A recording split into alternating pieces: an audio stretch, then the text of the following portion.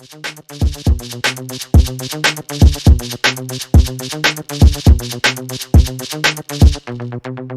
your dukes up, you don't like me, fight me. You know I keep it jumping like a Nike. Hypey, think I'm bluffing, highly unlikely. Sitcom like a TV show for the 90s. Steve Urkel better scram like Vamoose. Whack half your back when I snap like Thanos. Sith Lord better go and get your best bars. War Empire blowing up like the Death Star.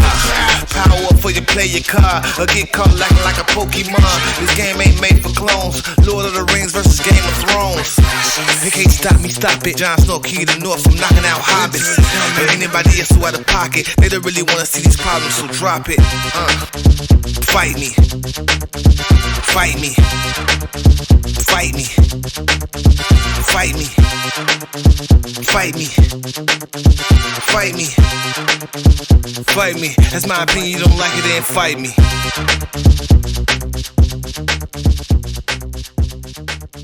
All right, hey nerds, welcome to the next episode of Fight Me Friday. This is Fight Me Friday number 3. And today we are joined by the host of Take a Knee for Marvel DC, as he's got Avengers Endgame as his top movie in one of his latest podcasts. Yeah, we thought, considering my views on Endgame, that it would be a great time to bring in a fellow podcasting friend to have a nice friendly debate on the suck side of Endgame. So first, Scott, I was going to say, would you like to introduce yourself? Oh, yeah, I'm regular Scott. I represent Take a Knee from Marvel versus DC. We put out a podcast every Sunday from the Defy Life Network. And, we like to talk all things nerd, anything Marvel, DC, and everything in between. So, yeah, we put out our top 10 MCU list, and looks like we have a few differing opinions out Do you there. still remember your top 10? Did you pull that off your head, or was it a list that you kind of made?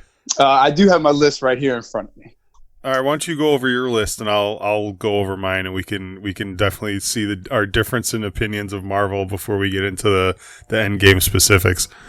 Okay, I'm gonna start from the bottom and work my way up. So number 10, I got Infinity War. Number 9, Civil War. Number 8, Thor Ragnarok. Number 7, Avengers. Number 6, the latest Marvel entry, Far From Home. Number 5, Black Panther. Number 4, Guardians of the Galaxy. Number 3, the first Iron Man. Number 2, Winter Soldier. And number 1, where the controversy comes in, Avengers Endgame.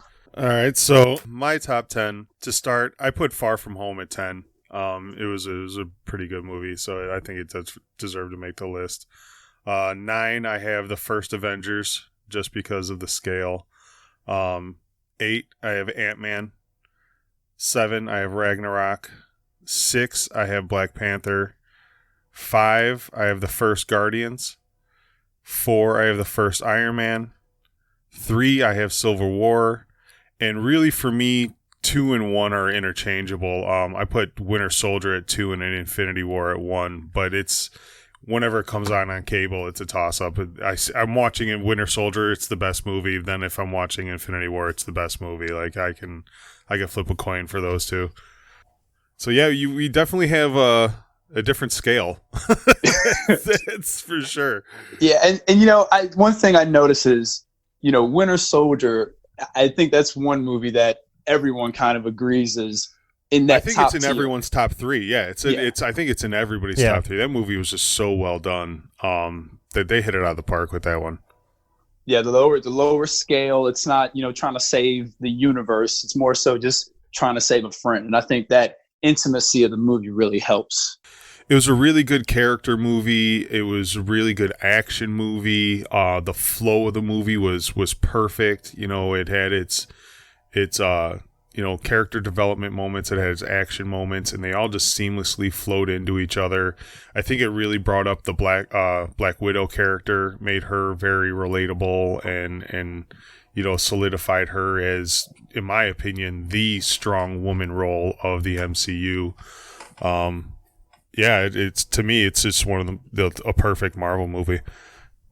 Yeah, for me, I actually yesterday was sitting down with a buddy of mine. And we grabbed some beers and we were talking over movies. And we got a bunch of Post-it notes and we kind of tiered out the movies. Didn't necessarily go full top 10, but we consider like there are movies that are clearly top tier. And we had Winter Soldier, Civil War, Avengers, Guardians 1, Infinity War. All is that top tier. That's our top 5.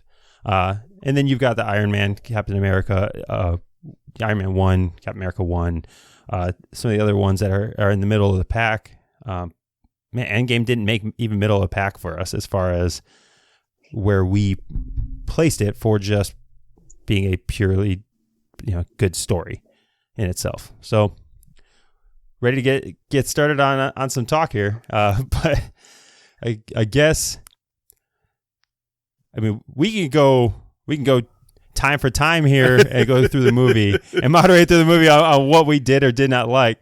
And I guess you can justify it or we can just I figure I feels. can just put out a couple points of what I feel the movie really failed in, and if you want to defend it, you can defend it. We might agree on some of the things, and then you can go over kind of what you loved. And I think we'll kind of agree on a few things that you loved, and I might, differ on some. Because overall, I don't think it was a horrible movie, but in no way would I call it a good movie. It was meh. It was. See, and this is where Steve and I are different. I still think it was a good movie. It was highly entertaining. But I want something more than entertaining. I think it's a good movie. When a movie is 3 hours, if they give you an hour of entertainment, a lot of people call it a win. But that's only 1/3 of the fucking movie. And that's where it's a good movie. It's entertaining. It has some spectacular scenes, and the production value is top notch. Absolutely. It's just a bad story. It's a bad story. It's a poorly told story with garbage writing. See, here's where Endgame kind of goes a little above everyone else. A few weeks ago on our show, we played One's Gotta Go. Well, probably maybe about a month ago now, with all the Avengers movies. And one of the movies that I said could go was Infinity War, because I thought about what if I watched Avengers Endgame and there was no Infinity War? So you jump into Endgame and it's already 5 years in the future and you see all the massacre that's happened. And now you're trying to figure out what happened. And then they start filling you in on the snap. I think you come into that movie without seeing Infinity War.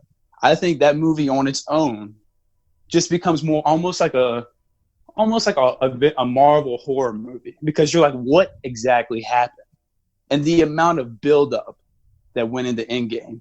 I don't think a movie besides maybe Star Wars. Yeah, Force Awakens is the only thing that really compares to the anticipation. Yeah, and I think with that much buildup, I think it knocked it out the park, man. Like that last hour, which is what you said, which is the last hour, is pretty much all action. Bam, bam, bam. Everything is just a go. I think that. But even that last hour wasn't all wins. No, it wasn't. And I like that. See, I like when you have to really struggle, like when characters are struggling. Like one of my big problems with Captain Marvel is once she figured out what was going on, she was unstoppable. Even in this, she got taken out a little bit. The three Trinities, they weren't enough. Now I did say I'm not a fan of how Thanos all of a sudden is strong enough to take everyone out without the gauntlet, when he had a problem with the gauntlet. I'll give you that. With the gauntlet, he couldn't hold up, but somehow in this movie, without any stones, dude is unstoppable. And just wrecking through everybody. And that's another thing is they fuck with the power level. So like you said, Captain Marvel is able to fly through a fucking spaceship that is strong enough to withstand hyperspace and shit like that, and then walk up to Thanos, take a jaw shot without even moving her head. But then in the same scene, get knocked around like a rag doll. It's like, what is it? It's one or the other. It's not both. It can't be both. Yeah, the power scaling is a good point. She can take a punch for Thanos, but then she can't fly across the battlefield to get to the van, right? Without tripping and failing. It's And while we're on Captain It's laughably Marvel, stupid. you know, I could have done Oh, without geez. the whole, you know, just the you know, if it wasn't bad enough that there's this whole patriarch debate about the first movie, they come in Infinity War and she lands, you know, in the first scene and then leaves and then comes back with the "I'd like to speak to your manager" haircut. And just totally solidifies what they're trying to push with this fucking character, as far as, you know, her representation for women and whatnot. Like, I almost threw up in my mouth. Like, I swear to God. Yeah. I will say that when Peter Parker's like cowering away in the corner, and then all of a sudden, you know, all the angry moms coming to tell them on their, you know, get their kids scooter back. Yeah, that was a bit much. I mean, it was cool. Don't get me wrong, it was cool at the time, but yeah, that was. It wasn't though. And that's the same It thing. wasn't. They come to help Peter Parker, cool. and then all 17, you know, or so Yeah, Marvel women like- just happen to be in the same place and line up for this epic fucking pose. That's and, insane. It like, wasn't. Come on, It wasn't man. cool at all. I still, like I say every time, I want an A-Force movie. I want the all-female cast A-Force team up movie. But don't make it generic. We have to turn off our brains so much to get to such disbelief on the what actually makes sense in order to think that all of them are just there at the same time to have that girl power moment. It was just such garbage writing and directing. It's hard to get past. But I think let's create some structure to this thing here. That is that we're doing. All right. That's that's his job. Let's because go. Last Let's Fight go Me back. Friday went really off the rails. Let's go back. All right, let's treat Endgame really for what it was, and it was an incredibly long movie with 3 distinct acts. And if we break it down that way, let's see if it holds up to the test. That hey, it was a good movie throughout. All right, so let's go back to Act 1, and let's talk our way through the beginning of the movie and how it comes back. You know, so this isn't Act one must go. You know, we do know what happened with Infinity War. They find Thanos, they chop off his head, and now you're left in this position of, well, what the fuck? Who are we going to fight now? Who are we going to do this? Which I think... And I think the pacing was terribly exactly. slow. So they wanted to keep like the suspense of what's going to happen. So everybody went into the movie thinking, okay, they're just going to fight Thanos again for another 3 hours, and then they chop off his head in the first half hour. So now the audience is going, oh shit, and it's this big like kind of suspenseful moment for everybody. I thought it was going to be this thing, and now it's totally not going to be this thing. But so I understand why they did it, but it didn't work for the rest of the movie. It didn't. They kind of backed themselves into a corner by doing that in the first act, and the rest of the movie. I actually, it's one of the few things I liked about the first act. So, Scott, I don't know what your thoughts are as far as that part. But I don't think it worked well. And see, I was one that did enjoy that because it had the surprise factor, and that's kind of where I was saying if you didn't see Infinity War and you went into this and you found out that he snapped away everyone and they needed to, get the gauntlet and figure out what to do, and then they kill him. You're kind of like, okay, like y'all both said, now what?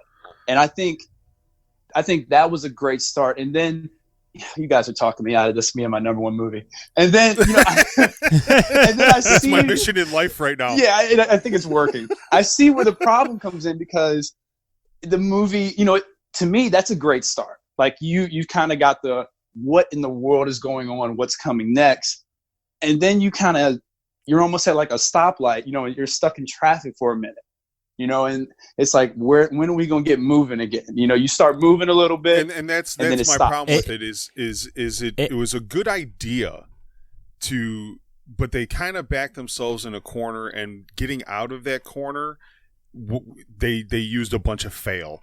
So then after that, you get, because of that scene, you get smart Buddhist Hulk and fat Thor. Buddhist Hulk. Which fuck your face, bro. Like, no, I'm sorry. I'm like, no, I'm not down. I'm not down. And even leading up to that, I wasn't a fan of how Iron Man gets rescued, right? Tony Stark gets rescued, not by his own wit, not in any way contributing. we've got this moment of him recording his last communication to Pepper, which we all know he's not dying there, right? Right. So we're literally watching it and having this sweet moment that we know is not the end. Like, there's no stakes to it. Why do we care at this point in time? It's just, there's nothing to it. So yeah, when they played that in the trailer, everybody knew Captain Marvel was coming to save him. Yeah, and then Captain Marvel comes and saves him. I was really hoping it wasn't going to be Captain Marvel because, like you said, everyone knew it can carry a spaceship across the universe like it's nothing. And she's so great that she can land it without like disturbing a single blade of grass. And I'm not a Captain Marvel fan, so I'm all for it. Yeah, that's another Fight Me Friday that I'm chambering for a good rip. It's hard to find somebody who actually liked it. That's the issue. You got to find somebody to fight who actually will defend Captain Marvel and not push their political feminism on you at the same time. That's the thing about Captain Marvel. Whenever somebody says, "Oh man, it was the best movie ever," like, why? And then they're like, that's it. Strong. Because women are good. Because I like girls. Yeah, exactly. Yeah. So, but yeah, I didn't care. I really wished that Tony Stark was in some way capable of saving himself, or at least like not just on his deathbed because he couldn't continue to survive on his own. He's been the dude who's gotten out of captivity. He's been the dude who's always figured everything out. Not a fan that he just had to be rescued, but I get it. Whatever. No, you know what? You bring up a good point. Nick Fury paged her, and she came in a cave with nothing. Yeah. You know, so that's a good point. You're killing me right now. I'm not a big fan, but it whatever. It progressed the story, but yeah, you chop off the head, and then you go into the 5-year fast forward, which I thought was actually kind of an interesting play. I did not have a problem with them. I thought it was one of those moments in a theater where everybody's just like, "Oh fuck, what's going on?" And then you fast forward. The problem is just the pacing. Then for the next 40 minutes is to me just unbearable. It's just super slow, trying to get to the time and again, travel. I blame Captain Marvel and the Disney agenda with that character for a lot of this suck. So to me, the pattern I've seen them doing in the last 2 iterations minus Far From Home is weakening the very strong men in the Marvel universe to up Captain Marvel's power level. So Infinity War, Hulk gets his ass beat and gets shipped over to Earth, and then won't even come out of Banner for the rest of the movie. Hulk needed a redemption story, not surrounded by this, like, technically he did because he's the one that he did a first snap. Tony Stark's snap is the most famous, but Hulk also put on the glove and saved everybody. But it wasn't. That's not the redemption he needed. That's not his character. His character is the strongest there is. And at no point did he redeem himself in a physical matter. This is a very physical character. This is a very dominant character. In the comics, I don't mind the smart Banner, the Grey Hulks, the iterations where they bring that kind of character in. So I didn't dislike it at first, but by the end of the movie, and I don't get a rage Hulk that sees a Thanos and wants redemption and fucking Hulk smash. Total fail. And I truly blame that on them wanting to prop up Captain Marvel as the strongest in the MCU and have that solidified, because you can't have a strong Thor, you can't have a strong Hulk stand next to a Captain Marvel and not have an honest debate about who's the strongest. So they give Thor a beer belly and put him on Zoloft, and they make Banner the Banner Hulk and make Banner the dominant personality. So Scott, did you like what they did with Hulk in this movie, or I like Hulk being able to, I like Bruce Banner being able to control Hulk, but I have to agree. I personally was waiting for, a true. I think Hulk should have had what Captain Marvel had as far as that end scene. Like, if anybody should have been taking that gauntlet and going toe to toe with Thanos, it should have been Hulk. I know everybody's been setting up Captain Marvel, and everybody wanted to, well, quote unquote, everyone wanted to see that. That would have been the perfect time for Hulk, like you said, to get his redemption. And I was waiting for that. Like, I don't think he had a fight scene. No, and that's a part of what I don't like about this movie. I think they ruin certain characters, Hulk being one of them, in the sense that it is. I think it's cool to see Professor Hulk, but a part of Professor Hulk is still like the mastery of both sides, the intellect and the strength, and we don't get the strength. It's just the strongest thing he did was do the snap and take it. Now, to be fair, that's a big thing. And rips off his shirt and laughs at himself for being a big dumb animal in the previous movies. And that's the thing too, is when they went back in time to the first Avengers movie, and they're like, "Hey, make sure you smash some stuff on the way," and he's just like, "Smash, yarg," almost like he didn't know how to do it, right? Like he didn't know, didn't know how fan. to be Hulk anymore, and Hulk's one of my all-time favorite characters. I've always, I was raised in a very male-dominant family by a single father. There was a lot of rage in my house. I was a football player, so I've always struggled with that, wanting to be a more peaceful person and likable person, but also having this like inner rage that I just get frustrated and I've had to patch a lot of drywall holes in my walls throughout my life. He's a big dumb animal. I'm a big dumb animal. So like I've always related to the Hulk, very strongly, and to ruin that character, especially for me, I think generally everybody can kind of agree that they didn't really do that character well, but for a Hulk fan, like they just shit in my mouth. Yeah, and I see that, and I honestly don't have anything for the Hulk, because I think they put themselves in a corner. Well, actually, my co-host brought this up as well. After Hulk does the snap and his arm pretty much gets disintegrated, he should have been able, by the time that battle comes, to have that arm healed up more than well enough to be able to go into battle and go get, like we've been talking about, go get his redemption story. He doesn't have to completely beat Thanos, but he needs to be shown to hold his own. He's the raging monster. He needed at least one redemption scene where he maybe not beats Thanos, but he fucks him up a little bit, throws him somewhere, and then somebody else picks it up and fights. But he needed at least one scene, because the last time you see Hulk fight, he got his ass whooped. He got a 2-piece and a biscuit. Yeah. I mean, that's it. And yeah, it's difficult. Another character, Scott, I'd like to hear your opinion first on is what they did with Thor in the first act and then carrying it through the rest of the movie. So the first act, I think that fit Thor's character perfectly. To me, that was, the way they have been portraying Thor and kind of his emotions, which you see. I think the first act, with him just going, straight for the head, like Thanos said, I think that fit perfectly. Now, I know Chris Hemsworth is a great comedic actor. I don't think there's any doubt about that. He's got good timing, but I'm not a fan of the fat Thor. And if you were gonna do it, like, why can't he just put himself back to being the God Thor?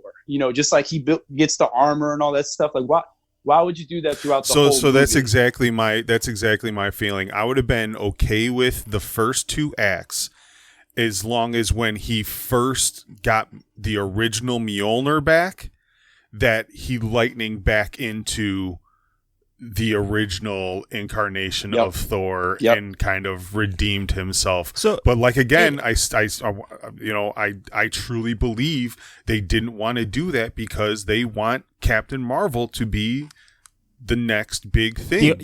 The only god level power, and not Thor. And for me, I didn't ever need to see like a Rocky montage and see him get back into shape. No. And I didn't need to, I didn't need any of that. Although we'll probably get that in Guardians 3.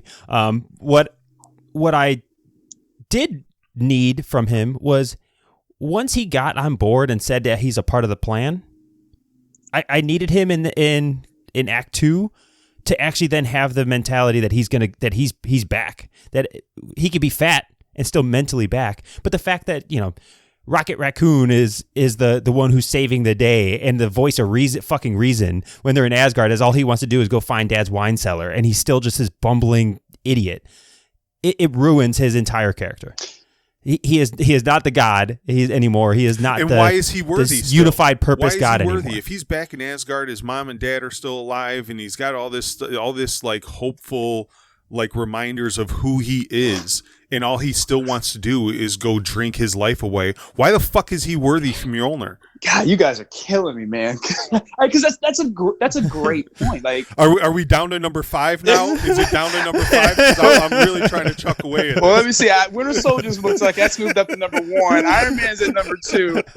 You guys are putting him right above Guardian, so he's fighting with Black Panther for number 5. But that's a great point though. Like, how and why is he, worthy to pull that hammer from wherever the hell it came from? Because, it came from a ways. So wherever it came from, he's able to pull that and, all of a sudden he's worthy. And then, like we said, why doesn't he get his God form back? Like, is that what's holding back his power? Like, that's how I took it. Him being, quote unquote, out of shape is why he doesn't have the power he had in Infinity War, because he went through the gauntlet.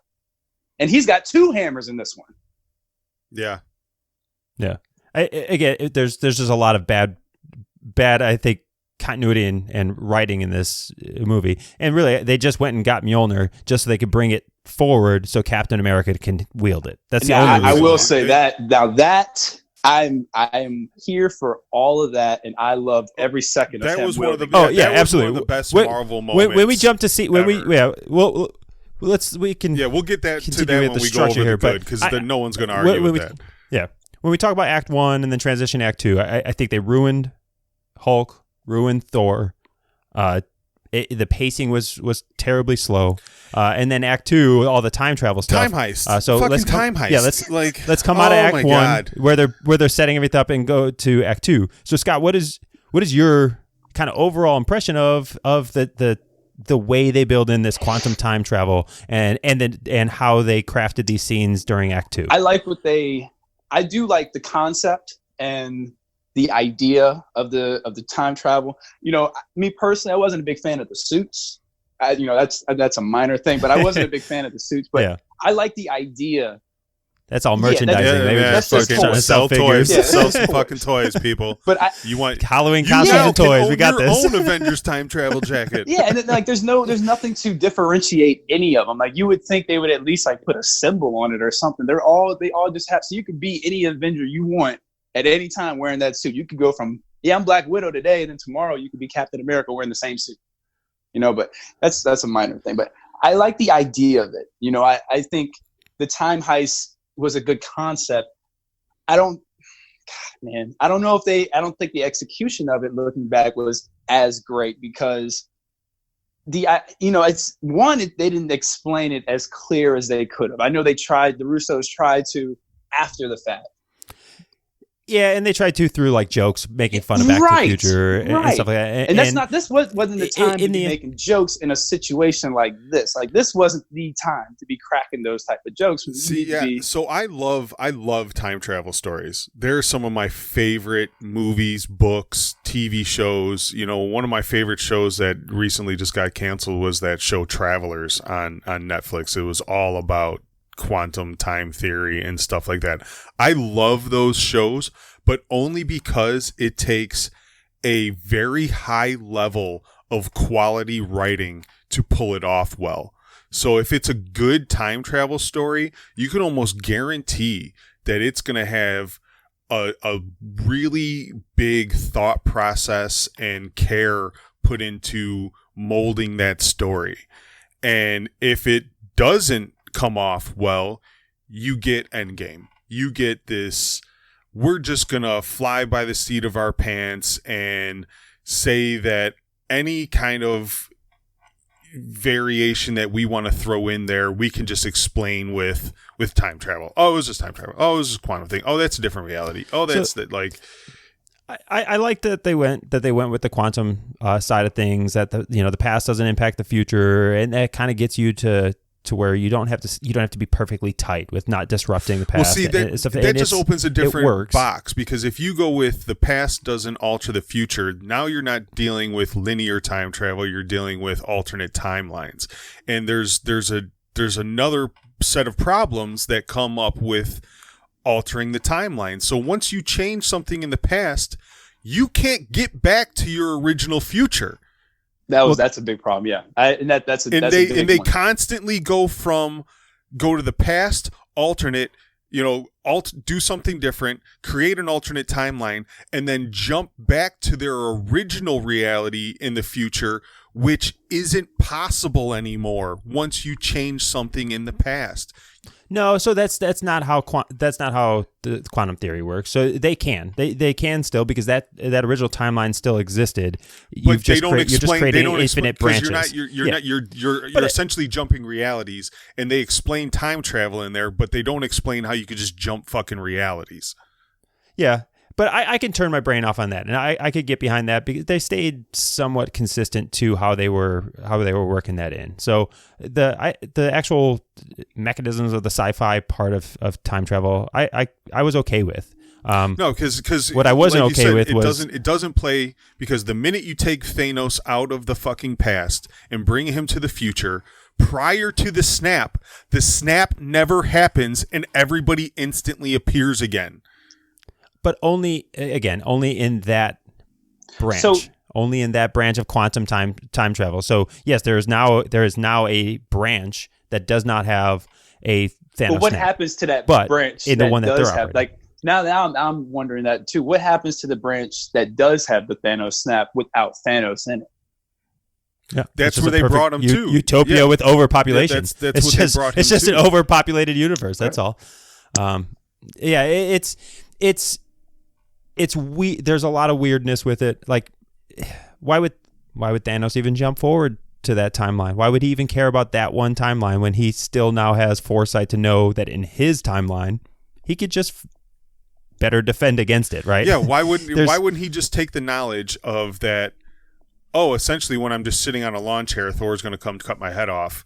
And do something about that, rather than say, oh, well, fuck getting these rest of these stones. I could just time jump to the future where all the stones are right there and try to steal them. But I'm not going to lie. Him jumping forward, I thought was a great way to bring him back into Act 3 to have the epic battle scene. So I'll shut off the logic on that to some degree. Man, I feel like we're shutting off the logic to a 2. lot of stuff, man. You guys. And that's you my have big to. problem. That's my big problem. You have to. This movie was made for mouth breathers who clap at the theater. I was one of them. That he's including you in that. I was definitely He's one of them. definitely I was definitely one of them. Can we still be friends? No, guys, look, I came into this battle, and obviously I'm getting the Hulk beating right now. Well, yeah, good thing the Hulk's weak now. So we're just Professor Hulking you. Don't worry, we can't actually smash anything anymore. Sign autographs for kids and be okay with it. Yeah, hand out tacos to Ant-Man. Right.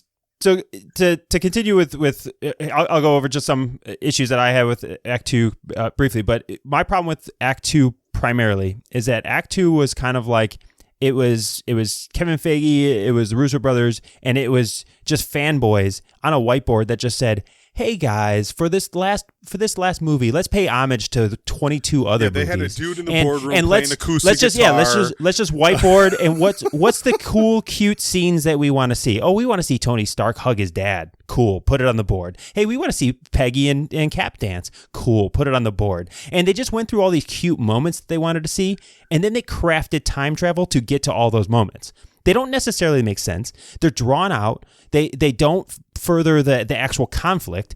They're just fan service, pay homage to previous they movies. That your feels will shut off your brain enough to not give a fuck. And you know what? That's a good point, because those moments, like they don't make a lot of sense as far as the flow of the story, which is a big thing we're talking about, is the flow. Yeah. They're not the most efficient way of getting the stones. They're just cute moments that they wanted to have. Really good. Like the moment with Tony Stark and his dad, like especially with him dying at the end, like that ends up being a really good moment. And moments with Cap and Peggy, I think those are like I think those two characters just they emit something between them, even when they don't isolated. talk. Isolated, they are. Yes, right. But they don't fit the big picture. They don't fit in this story. You know, like, yeah, it makes great bookends to characters that aren't going to be in the MCU anymore. You knew it when those scenes were going on that these motherfuckers ain't going to be here anymore. Their contracts are up. They're gonna find a way to get rid of these dudes. Here's their swan song of a fucking movie scene to send them off. And honestly, I didn't need it. I didn't need it. Yeah. And that's why I don't think it's a good story. Like I said, it's a good entertaining movie, but it's a terrible story. It's lazy writing. They crafted some great scenes. The scene with Black Widow and Jeremy, and Hawkeye fighting is spectacular. There's great scenes. The connective tissue was great. Yeah. The connective tissue between these great scenes on how they justify getting there, it's just lazy writing that, like I said, they just put stuff on a whiteboard and said, all right, these are the scenes we want. I don't care how we get there, just do it.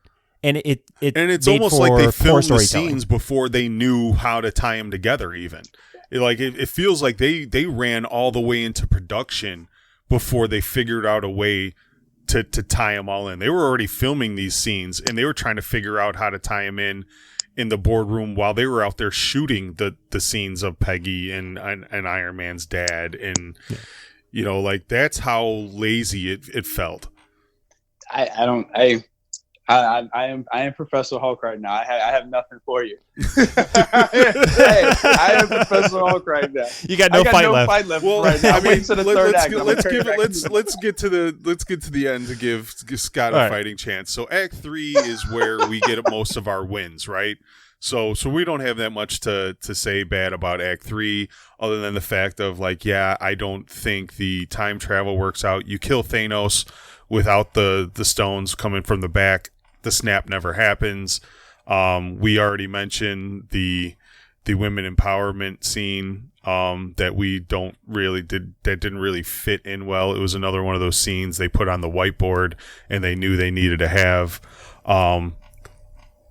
Act 3 was where they did most of the winning, so I really don't have much to hate on Act 3, because by the time Act 3 came, I was already mad. I'm sitting in the theater like, this is some bullshit. And then they give me Cap with the hammer. They give me some things that kind of like, fuck yeah. They did a good job of tying in even the not original Avengers, but tying in the other people and giving them their moment in the fights and their contribution to the fights. I thought it actually was pretty seamlessly put together, a good fight, minus quick jerk, look over here, a bunch of women, awesome, and then go back, right? Other than that, I thought Act 3 was a phenomenally produced fight. A good opportunity that when Cap picks up the hammer to give us this cool blended Cap Thor suit, so a captain, the rings on the 6 rings on Thor's suit, but with they were shields or something, or you know what I'm saying? Yeah, I feel they missed an opportunity, but in that scene. I would have probably hated it. I probably would have just thought it was cheesy. I would have probably been I think cheesy fits Captain America. He is cheesy. Yeah, he is straight Gouda. He's a cheesy character, and I did I'd like the kind of keep away with the gauntlet between Black Panther and then Spider-Man, and then even Captain Marvel picking it up. I like the fact that she could have been without the whole women, which we've all agreed. And I think she was more than strong enough where they set her up to be to just kind of run through literally everyone to get to the van. Yeah, just cut through another spaceship. Who gives a shit? There's nobody in your way. I do feel they missed an opportunity with another redemption. Star-Lord needed to be redeemed. He is the reason why the snap even happened. They had Thanos beat. If it wasn't for Star-Lord's arrogance and cockiness, they would have had the gauntlet. This Endgame would have never even been a movie. I do think they needed to do something to redeem his character or at least acknowledge the fact that you fucking dummy, this is all your fault anyways. Yeah, I would have liked to see Raccoon kind of at least be like, "Oh, this guy's back. Don't mess it up this time." Some type of snarky comment or something.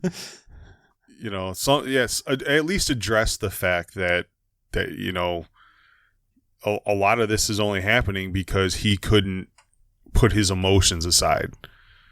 Yeah. Now, I gotta ask a question because it's popped in my head, and I'm gonna go off on a tangent. The snap, one. You know, the gauntlet had to be crafted by mega-sized Tyrion on a distant star, but then now, just a regular Iron Man suit can wield the power of the stones? Thank you.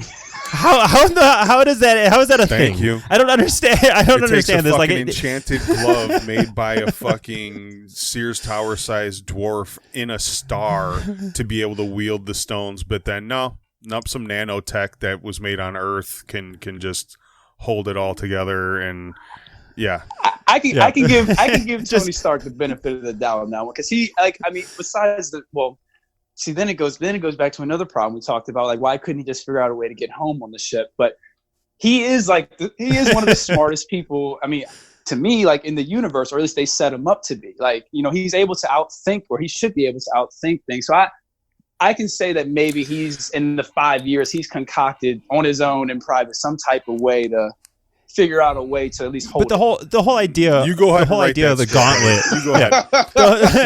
The whole idea of the gauntlet was it was a special mystical metal that had to be forged by the heat of a superstar. There's magic involved.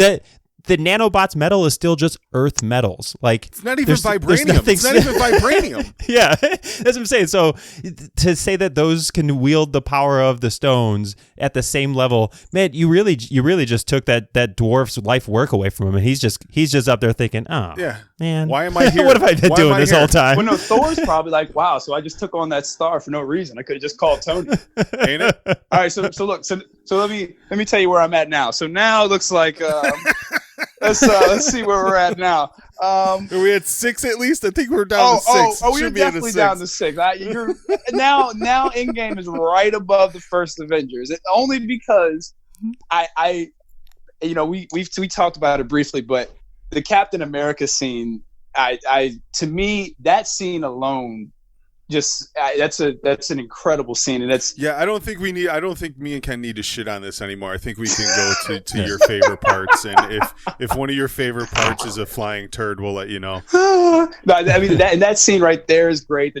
The MCU Trinity, I think they needed I'm glad they got a scene together, fighting together, and we talked about this earlier as well. The power scaling of Thanos and how his random sword is able to break Cap's shield, which is another whole thing. I wasn't a fan of that, but that last scene is really good. Like, I just take the assumption that Thanos' sword is also vibranium, considering he's not from Earth. So I'm just going to chalk that up, and I'll give them a win in that. See, I'm not even giving him a win in that, because why? I mean, to me, that looks like just a random sword he picked up from one of his minions. Because vibranium's from space. He's been traveling from planet to planet, killing half these planets for a decade. Somewhere along the lines, he came up with some vibranium or stronger than vibranium metal, and said, "Yeah, this is my shit now." Yeah. So I would just like to know the backstory between the time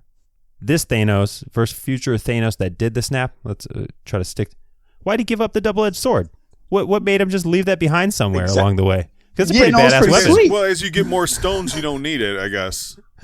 One thing me personally, just as a comic book guy, that I was waiting for when it came down to Captain America and Thanos. Like, I knew from the beginning it was going to come down to those two at some point. They were going to have their one-on-one battle. I wasn't expecting them to pick up the hammer and all that, but I knew they were going to have their one-on-one.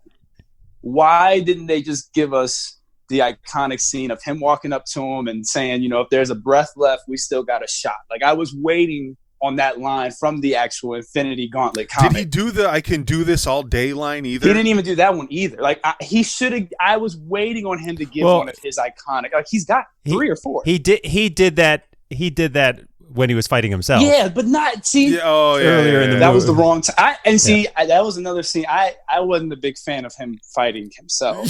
of him admiring his own ass. Yeah, Again, scenes on a whiteboard, just shit that they wanted to see. And that's another thing. Same thing with Loki stealing the Tesseract. They just wanted to. How do we bring back Loki? How do we make him to where he exists? Time travel. Just all right, cool. Cap telling the other Cap again. that Winter Soldier's still alive. Fucks up time travel. They created like 7 alternate realities in that one scene. And you know what? And now, with this whole Disney Plus thing, I think they did that so they'll have a reason for having all these TV shows. Loki's going to have his show. They're doing that. They're doing that What If show. So I think that What If show is going to basically be them hopping to all these different realities that they created in Endgame. That's not a bad concept for the show. I just wish they wouldn't have used Endgame as the launching pad for this show. Yeah, their epic fucking finale to their 10-year fucking run they use as a fucking promo spot for a What If plus a I'm gonna stroke your hair and type feels movie. Like no, I wanted more. Let me ask you guys this. Because we talked about how this is arguably the most anticipated movie ever, besides maybe Star Wars Force Awakens. Were you genuinely disappointed in this movie? I know you said it's not in your top 10, but when you left the theater, were you genuinely disappointed in what you saw? Yup. Yeah. Wow. So I got in a fight again. I was entertained, and I the parking lot, man. I was entertained by it. There's like I said, there are absolutely great scenes in the movie. But even sitting there, again, the connective tissue between how you get to those great scenes, I couldn't suspend belief so long enough to get to those points. And me and my wife were sitting there watching it together, and we just kept looking at each other like, So that was kind of what happened with me. I went with 3 other dudes. They couldn't get tickets with seats next to us, so me and my buddy Rami went and sat in one section, and my buddy Stu and Bert sat in another. When we walked out of the parking lot and we all came together, me and Rami, the whole movie, were both like looking at each other, rolling our eyes most of the time with a lot of these scenes that we talked about. When Bert and Stu got out of the theater, all they could talk about was the good stuff that we were just talking about, the Thor hammer with Cap, the fight scenes, some of the good stuff. They were able to, like Ken said, shut off their brain and not care about the weaving of the story. They were just there for the scenes. And me and Rami were there for the story. We wanted, they set up a foundation of a house for 10 years just to build a shit shack on top of it. And to ruin some characters that I loved, and to completely go different, from the characters that they've built and the arcs that they've built. I couldn't get there. I was disappointed. I didn't walk away from it saying it was a bad movie. We talked about it on the podcast the day after that I saw it, and I didn't say it was a bad movie. I just said it wasn't it's a C- great movie, and it's a good movie with a bad story. But it's an A+ in production. It's an A+ in quality, right? It's an it's F just in the story story writing. is it. The story is it's a D. It's a barely passable story when you talk about writing and continuity. They, if there was a boardroom of 10 people that wrote this story, someone was a DC sleeper. So somebody sabotaged this movie is what I'm hearing. Somebody from DC snuck in that boardroom, was like, "Hey guys, what about if we do this?" and you know what? I think what you said about with some of your friends that went with you, and I think I absolutely fall into that category just off of this conversation.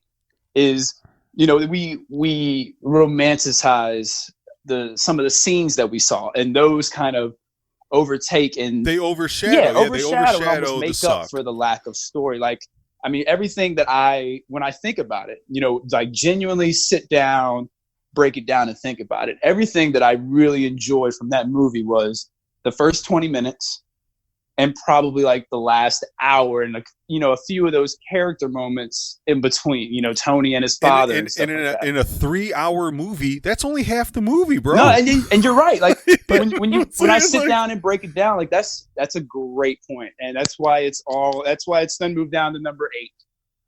if you're the kind of person that loves like Easter eggs and stuff of these older movies, then you got a sickening amount of them. This movie was made for people who clap at the theater.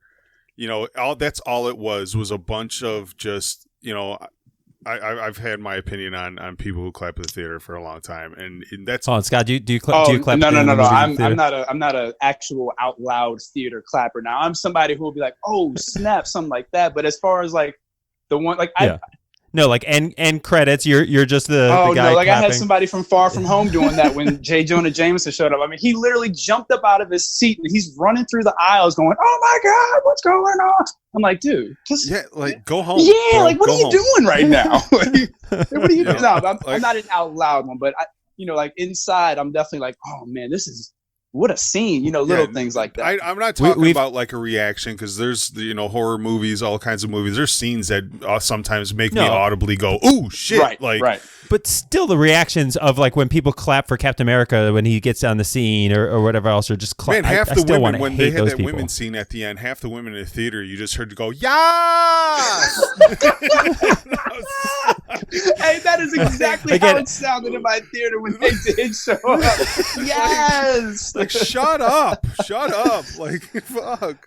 Like I said, we're trying to start the movement of people who boo, boo, hiss every time a villain comes on. If you can clap at the good scenes, I'm gonna start booing anytime a villain walks into the scene. Start hissing like boo. So you guys want this to turn into almost like a wrestling event where we boo the bad guys and cheer the good guys when they come out. We're going full WWE at the theater from now on. That's great because I know exactly what you mean. I'm gonna bring a sign. I'm gonna bring a bring back Cap sign and hold it up. Because look, next time you see him, you hold up the sign. There he is. That's my guy. That is great. That's great. So, well, let me ask you this one more question. Which movie do you think lived up to the hype more, this or Force Awakens? So I think it's a little different because to me the hype was different. So as Force Awakens was coming off a decade hiatus where nobody thought any Star Wars movie ever was going to be made again ever, it came off a bookend. So this hype was more of like, holy shit, where are they? The possibilities were endless on what they could do. It was infinite possibilities on where they were going to take the story, who the new characters were going to be, this and that. Endgame had rails. So Endgame, there was a lot of possibilities that it could be from, but it still had Infinity War rules to follow. So the anticipation and the hype to me is a little different.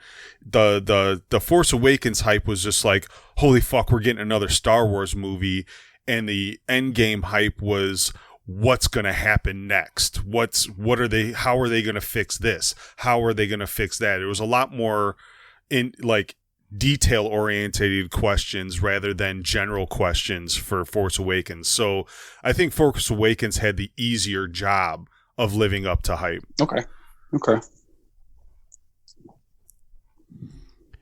So I think I'm gonna ask you, as far as your projection going forward, who do you think's the main leaders going into the Avengers or not? Mind you, he hasn't seen Far From Home yet.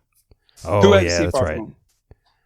I have not made it out to see Far From Home yet. He was in an RV. He was in an RV with his kids in a desert when it released. Okay, well, I don't think this won't affect Far From Home anyway. Me personally, I'm hoping, since to me Cap was the leader, I'm hoping it's going to be Sam Wilson. That's my personal hope, that it's going to be Sam Wilson who leads the team. I think he's done enough as far as Cap's, number 2 to kind of warrant taking over the team. He's been around the Avengers to almost probably maybe more than anyone else who's left. arguably. So that's my personal hope, but I feel like it's going to be Captain Marvel. All right, so I'm gonna steal something from your podcast. So one must go. Of those who remain, that are gonna take the mantle and take the torch going forward. Falcon, Black Panther, Spider-Man, Thor, and the Guardians, and Captain Marvel. Oh well. No, so I'm not giving him that because he's gonna tell. I was hoping I was gonna get her. That makes the game too easy. I literally have it written down and I have it scratched off because I thought, oh well, there's no fun in putting her in there. So Falcon, who you think's gonna take the lead? Black Panther, Spider-Man, Thor, or Guardians? Personally, this might be unpopular too. I'm probably getting rid of Spider-Man. I like Black Panther. I think he brings a lot to the table with Wakanda and all that. I just said, I think Sam Wilson has more than shown he's capable of being a leader and can be a leader. I like the Guardians. I think you need Thor and a godlike power on your team. And I think the Guardians each bring something different to the table where it kind of rounds out your team if you were to keep them on. So I think Spider-Man can go and just be a good neighborhood Spider-Man. Steve? So I think with the way they're setting up the character, the way Marvel wants it to go, I think either Spider-Man or Captain Marvel is going to carry the torch forward and put the MCU on their shoulders. It's not where I would necessarily go. I think it's, if they wanted to give like a new patriarch to the Avengers in the movies, I really think that T'Challa would be a good fit. He would be my second pick. A very noble character, a very, smart, intelligent, battle-driven, battle-tested character, has the respect of everybody. So I think he would make a really good leader for going into the future.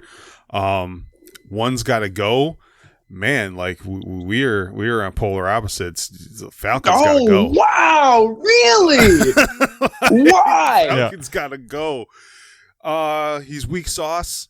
He doesn't get along with everybody on the team. He's got a feud with Ant-Man. He's got a feud with Winter Soldier. He gets taken out in every rendition of a movie he's been in. He's not he's a good supporting character. Like I'm not saying I don't like his character. He was great in Winter Soldier. Anytime his banter with Winter Soldier in that movie, I think was great. Kind of, the new friend versus the old friend. Even his little feud with Ant-Man, I think worked well. But he's definitely not a proven leader. I'm very disappointed that they actually gave him the shield at the end of Endgame. To me, I think they should have stayed true with the comics and made Winter Soldier the next Captain America, and finished off his redemption story with a nice frosting cake. And maybe I'm basing it a little too much off the comics and Sam Wilson's run as Captain America, because that's kind of what I'm hoping that they run with, as because in the comics, he proves himself to be, that leader, a leader of the group, that kind of comes into his own. He is a stronger character in the comics, but the way they portray him in the movies is far from I did not see you picking Sam Wilson. That took a left turn. Yeah. So when I wrote out who I was going to ask you for One Must Go, Sam Wilson wasn't even on the list of people that I considered going as being the significant people. Yeah, I know he gets the shield, and they're going to play that up in their Disney Plus show and stuff. But yeah, I've never actually considered him anything but just a background role player to kind of be comedic relief and help out Cap in his stories. Who do you have taken over? So I think the way they're going to build it, I actually would like to see. I think what you said with Black Panther, I think that T'Challa has technically, he has the leadership chops and stuff to do it. But I do think it's going to probably be Falcon.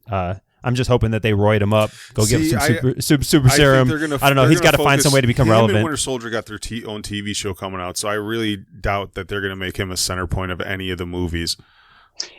One thing, here's not. why I didn't pick T'Challa is because I don't think he would take on the role as the leader of the Avengers while he's still king of Wakanda. As far as the story goes, yeah, maybe not. I mean, they might want to keep with their women empowerment theme and what's his sister, was it Shuri?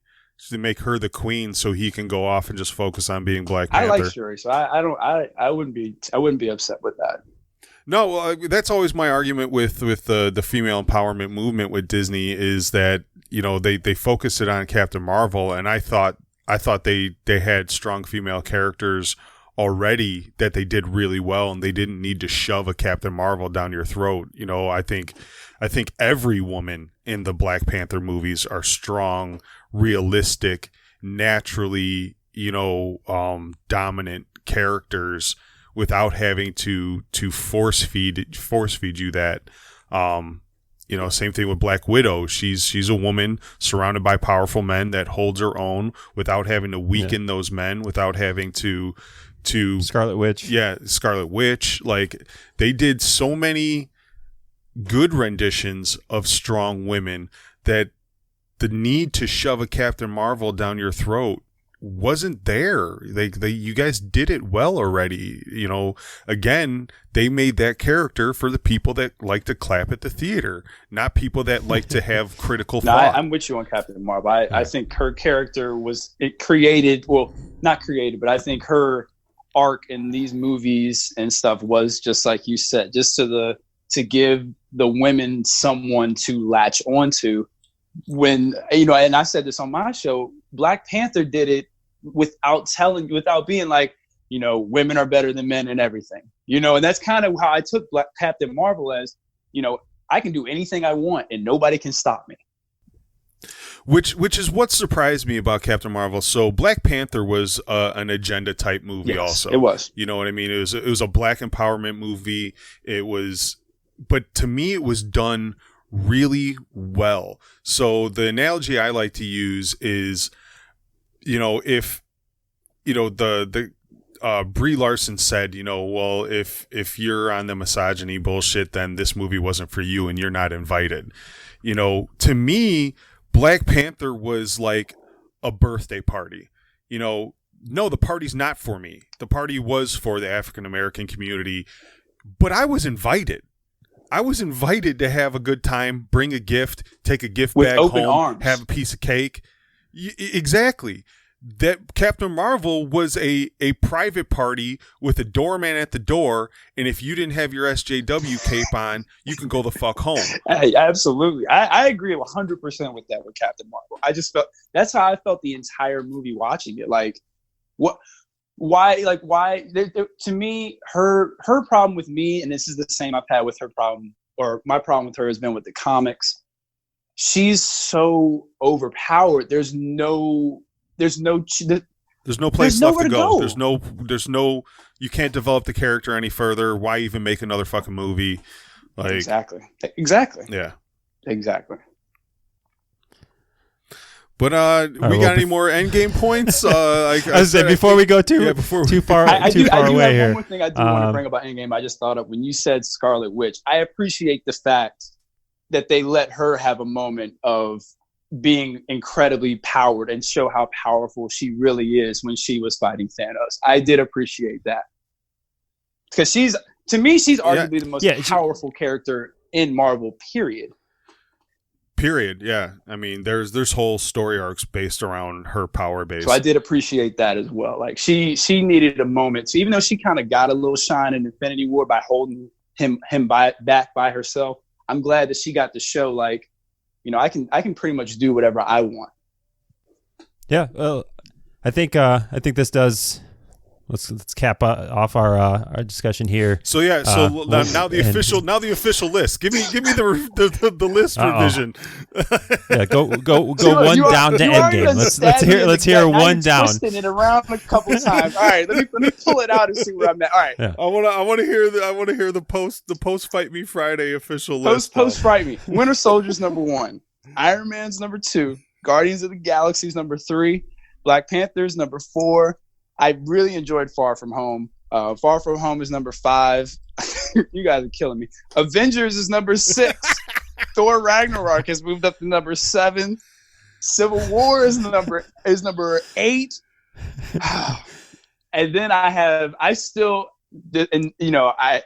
this is just because I still think that last hour is just great, just a great battle. I still have Endgame above Infinity War because above Infinity War. Just because I think if you went into Endgame and you didn't see Infinity War, I think it adds another layer to Endgame. But yeah, I mean,